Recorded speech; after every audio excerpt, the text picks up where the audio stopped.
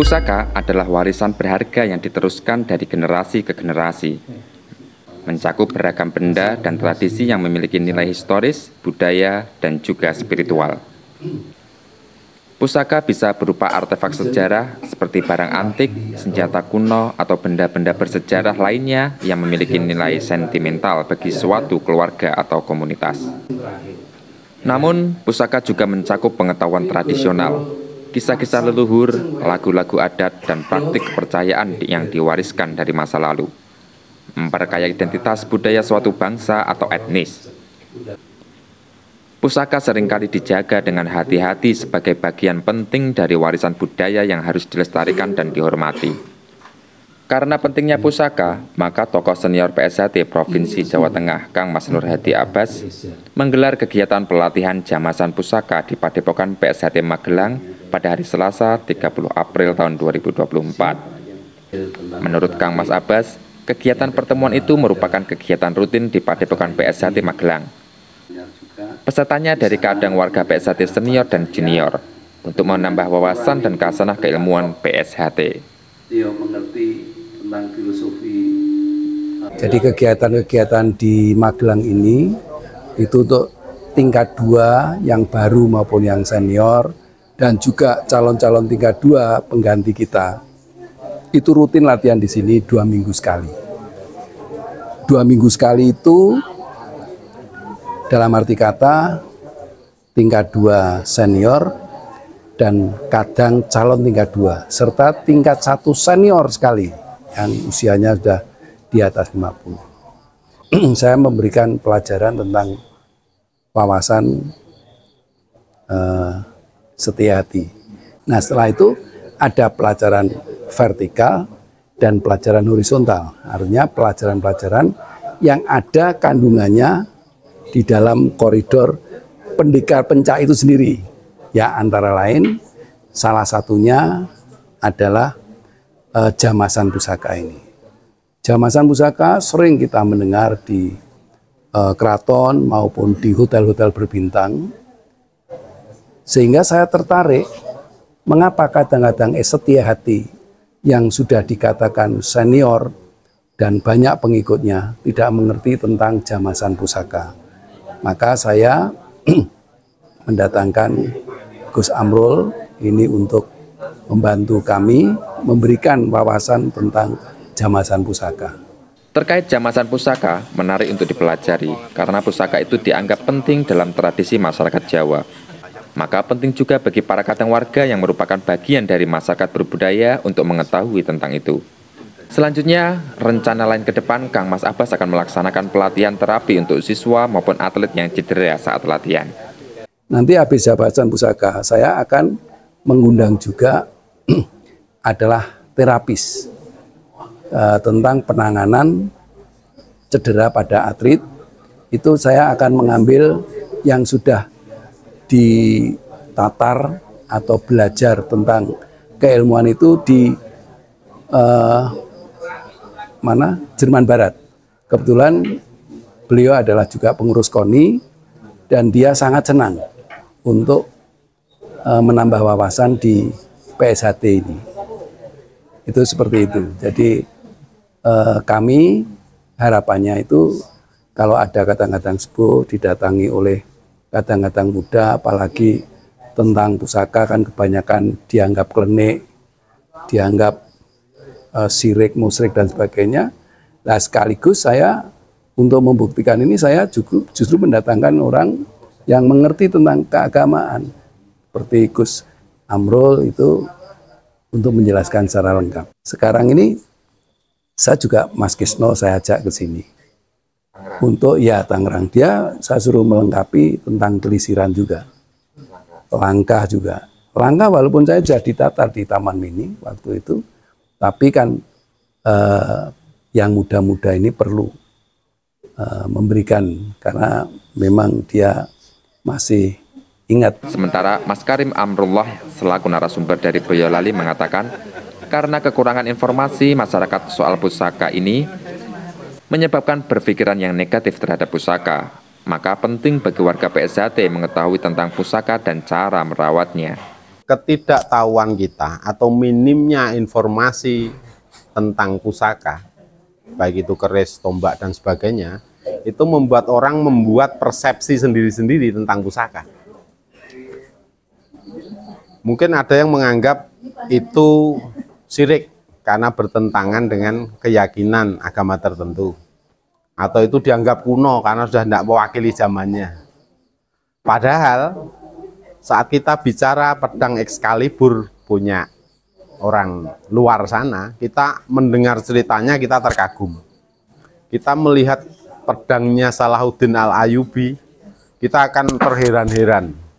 Padahal kita sendiri punya budaya, pusaka, atau senjata yang tidak kalah dengan mereka. Tapi karena minimnya pengetahuan itu, dan tidak menurunnya cerita-cerita tentang kehebatan sejarah nenek moyang kita, itu yang membuat kita menjadi asing dengan budaya sendiri, dengan sejarah sendiri. Kita tahu era Mangkunegara I, ya Raden Said atau lebih dikenal dengan Pangeran Sambernyawa, itu beliau punya pasukan khusus wanita. Dan dalam sejarah beliau tidak pernah sekalipun kalah dalam pertempurannya. Apakah hal-hal cerita-cerita yang hebat seperti itu tidak menarik untuk kita ceritakan ke anak cucu?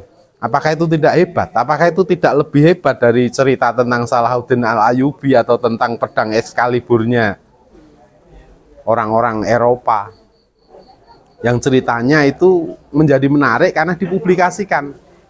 Dan apakah kita merasa bersalah sebagai generasi penerus kita tidak menceritakan atau tidak mencari tahu tentang kehebatan nenek moyang kita dulu, yang mana kita dulu punya Laksamana Nara dari Majapahit dengan kehebatan di lautannya. Bagaimana dulu kapal perangnya Singosari itu mampu menenggelamkan pasukan Mongol bahkan sebelum menginjak daratan Singosari. Padahal waktu itu kekaisaran Mongol itu dianggap pasukan yang paling kuat di dunia. Dan itu cuma dijadikan mainan oleh prajurit Singosari. Bahkan sebelum mereka menyentuh daratan, mereka sudah hancur di lautan. Apakah cerita-cerita itu akhirnya akan dilupakan dan tidak pantas diceritakan ke anak cucu kita, sehingga mereka tidak punya kebanggaan kepada nenek moyang sendiri? Bahkan mereka lebih mengidolakan bangsa lain, pahlawan negara lain, karena kita sebagai generasi penerus tidak menceritakan hal-hal itu, tidak melestarikan itu. Monggo kita niataken nguri-uri, berbangga dengan budaya sendiri, berbangga dengan sejarah sendiri, sehingga kita tidak menjadi orang yang asing di negeri sendiri. Kita menceritakan kehebatan negara lain, tapi kita tidak tahu budaya sendiri dan tidak tahu kehebatan sejarah sendiri. Dan itu bangsa sehebat apapun, kalau dia sudah kehilangan budayanya, sudah kehilangan seninya, dia akan kehilangan jati dirinya. Dan saat bangsa itu sudah kehilangan jati dirinya, kehancuran itu pasti di depan mata. Menjamasi atau mencuci pusaka itu bukan materi di PSHT, tapi melestarikan budaya itu tanggung jawab semua anak bangsa, termasuk insan setia hati. Monggo kita niatkan sebagai pelopor kita untuk melestarikan budaya negeri sendiri. Jamasan itu sebenarnya arti sebenarnya yang membersihkan. Kalau kita bicara masalah eksoteri atau pemahaman secara luar, ya artinya membersihkan pusaka dari kotoran, baik itu karat, minyak, atau apapun yang bisa mempercepat proses aus atau rusaknya sebuah pusaka. Tapi kalau kita tarik ke arah esoteri atau pemahaman pendalaman, menjamasi atau mewarangi itu adalah mengembalikan fungsi keris sebagaimana mestinya. Minimnya pengertian tentang jamasan atau membersihkan pusaka atau merawat pusaka itu kadang-kadang membuat orang awam yang tidak tahu ilmunya itu punya persepsi sendiri. Kadang mereka membersihkan dengan cara yang salah, sehingga bukannya mengawetkan bilah, itu justru malah menghancurkan bilah. Sedangkan Mas Tulus Wahyudi, salah satu peserta dari Karanganyar, mengungkapkan rasa syukurnya bisa menjadi bagian dari kegiatan yang digagas sama Mas Abbas itu. Baginya sangat bermanfaat, Selain menjalin silaturahmi, juga menjadi ajang penambah wawasan keilmuan Setiahati. Saya berlatih di sini sejak awal latihan tingkat 2 itu, jadi sudah berapa ya, 6 tahun mungkin ya, sampai sekarang ini ya. Itu tiap bulan bisa sekali, bisa 2 kali. Kalau awal-awal dulu bahkan seminggu sekali. Dari dulu karena saya tertarik dengan ilmu esa. Jadi ketika jadi siswa kan hanya materi-materi umum ya. Jadi materi dasar yang kita dapat, kemudian untuk pendalaman sendiri dulu di cabang kami belum ada tingkat 2. Jadi untuk keilmuan itu sangat minim sekali. Jadi keilmuan yang ada di cabang dulu karena jauh dari tingkat 2, maka tidak semua keilmuan itu bisa dibuka. Nah, qadarullah ketika kami berlatih tingkat 2 itu kepanggih ya, ketemu sama Mas Abbas, dan saya lihat wah ini cocok ini diambil gini. Jadi banyak ilmunya, kemudian dari segi pencak maupun ajarannya juga lebih lebih banyak gitu, bisa digali. Kemudian di sini pun latihannya itu berjenjang, jadi berurutan. Setelah dapat materi A, kemudian diberi lagi. Jadi semakin banyak kita belajar, jadi semakin banyak kita tidak tahu.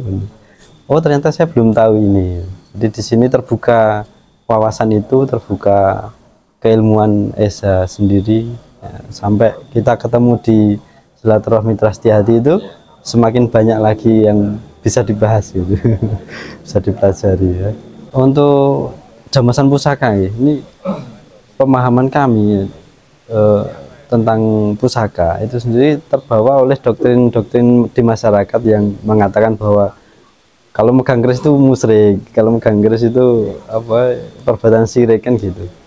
Kemudian setelah kami belajar di sini ada materi tentang pusaka, kami sangat senang sekali karena menjadi pengetahuan kami jadi tambah terbuka lagi, wawasannya bertambah lagi tentang keris. Ternyata tidak seperti apa yang dikatakan masyarakat bahwa keris ini selalu mistis, selalu mengandung jin lah, mengandung ilmu-ilmu gaib lah gitu. Oh ini budaya kita. Kemudian bagaimana proses pembuatannya sudah disampaikan oleh Gus Amrullah itu dengan kerumitan yang sangat luar biasa. Maka ketika ada adab untuk memegang keris, membuka keris dari warongkonya, itu memang bukan karena kita menyembah keris, bukan. Ya, jadi kita jadi tahu bahwa oh ini penghormatan. Dulu yang buat ini susah bener. Dengan tirakat, dengan doa, dengan harapan-harapan yang baik dari masing-masing empu yang membuat waktu itu. Ya, jadi itu memupus semua doktrinan yang dulu saya terima. Jadi yang katanya keris ini musyrik lah, ini jangan bawa keris karena nanti sampai neraka dan sebagainya. Nah ini membuka wawasan itu, dan saya harapkan nanti pun juga akan diketahui oleh masyarakat umum bahwa keris ini tidak semistis itu. Jadi keris yang pusaka Indonesia ini, yang pusaka yang benar-benar asli dari Jawa khususnya, ini adalah warisan budaya yang sangat luar biasa. Jadi jangan sampai kita antipati dengan budaya kita karena doktrinan-doktrinan yang mereka sendiri sebenarnya belum belajar gitu loh.